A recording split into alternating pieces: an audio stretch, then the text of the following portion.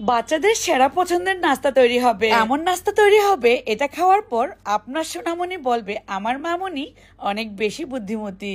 এত বেশি তুলতুলে আর নরম এই নাস্তা সকলেই পছন্দ করবে। তাহলে আর কথা কেন, চলুন দেখে নেই ঝটপট কিভাবে বানাতে হয়। এর জন্য 2 কাপ পরিমাণ ময়দা লাগবে, স্বাদ অনুযায়ী লবণ দিচ্ছি, দিয়ে দিব আখের চিনি। এই চিনি কিন্তু একদমই অর্গানিক চিনি, চাইলে আপনারা আমার কাছ থেকে নিতে পারেন। ইস্ট লাগবে 2 চা চামচ পরিমাণ 2 কাপ ময়দার জন্য। এই ইস্টও কিন্তু চাইলে আপনারা আমার পেজ থেকেই নিতে পারেন, মানে উপরের দেওয়া নাম্বারে কল করে ফেলবেন, চলে যাবে আপনার বাসায়। এখন ময়দার সঙ্গে একটু ভালোভাবে নাড়িয়ে চাড়িয়ে মিশিয়ে কুসুম গরম পানি দিয়ে জাস্ট একটা ডো তৈরি করব। এই ইস্টটা কিন্তু ইনস্ট্যান্ট ইস্ট, সঙ্গে সঙ্গে আপনারা এই ধরনের নাস্তাগুলো বানাতে পারবেন। এই ডো তৈরি করার পর একটু তেল মুছে দিলাম, আঠালো ভাব চলে আসবে ইস্ট দেওয়ার কারণে।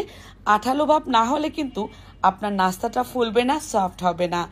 একটু ভালোভাবে মথে ডো তৈরি করে নিলাম। ডোটাকে একটা সাইডে রেখে এবার আমি চকলেটটা রেডি করে নিচ্ছি। এই ব্লুবেল চকলেটটা অনেক বেশি ভালো, এটা একটা বিদেশি চকলেট বার। চাইলে কিন্তু আপনারা আমার কাছ থেকে নিতে পারেন অর্ডার করে উপরের দেওয়া স্ক্রিনে নাম্বারে। এই ব্লুবেল চকলেট বার দিয়ে আপনারা অনেক ধরনের নাস্তা বানাতে পারেন, বা আইসক্রিম বানাতে পারেন, বিস্কিট বানাতে পারেন। এই চকলেটটা এত বেশি ভালো, সেটা নেওয়ার পর নিজেরাই বুঝতে পারবেন বা খাওয়ার পর। তো আমি এখান থেকে কিছুটা পরিমাণ চকলেট এভাবে করে নাইফের সাহায্যে নিয়ে নিলাম আজকের নাস্তার জন্য। আমি 2-3 মিনিট রেখেছিলাম এটাকে ঢেকে, এর মধ্যে কিন্তু ফুলে গিয়েছে। যেহেতু ইনস্ট্যান্ট ইস্ট, এই ইস্টটার কথা বলে শেষ করা যাবে না। আপনারা ইস্ট কিনে অনেক ধরা খেয়েছেন, আমি বলবো এই ইনস্ট্যান্ট ইস্টটা যদি নেন দেখবেন যে আপনারা যে কোনো নাস্তা বানিয়ে অনেক বেশি শান্তি পাবেন। তো নাস্তাটা আমি বানিয়ে নিচ্ছি। একটা লেচিকে এভাবে করে রুটি বানিয়ে তারপর এর ভেতরে চকলেট দিয়ে দিলাম। আমি যেভাবে করে নিচ্ছি আপনারা দেখে দেখেই বুঝে ফেলবেন। একটা নাইফের সাহায্যে ডিজাইনটা করে নিলাম, তারপর এভাবে করে ফোল্ড করে দিয়ে আমি যেভাবে মুড়িয়ে রোল করে নিচ্ছি, অনেক বেশি সহজ, তাই না? আমার থেকেও ভালো পারবেন আপনারা। আমি এই নাস্তাগুলোকে একটা বেকিং পেপার ছোট ছোট করে কেটে এর মধ্যে নিয়েছি, চাইলে সাদা কাগজেও রাখতে পারেন বা এমনিতেও রাখতে পারেন।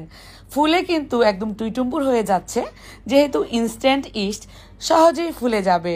ফুলে যাওয়ার পর গরম তেলে শুধু ভেজে নেওয়ার পালা। এই নাস্তাটা ভাজতেও সময় লাগবে না, 3 মিনিটের মতো সময় লাগবে।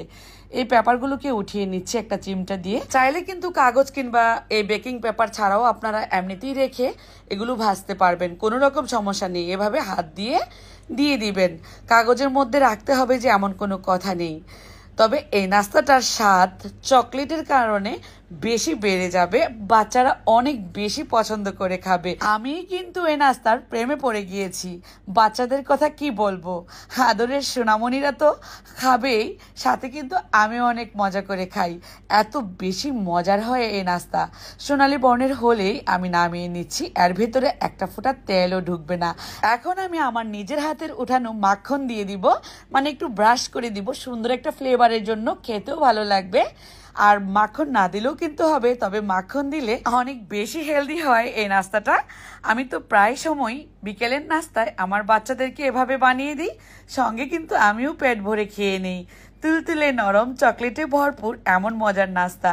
এখন বলবো মাখনটাও কিন্তু পেয়ে যাবেন আমার নিজের হাতের তৈরি, আপনারা আমার পেজ থেকেই।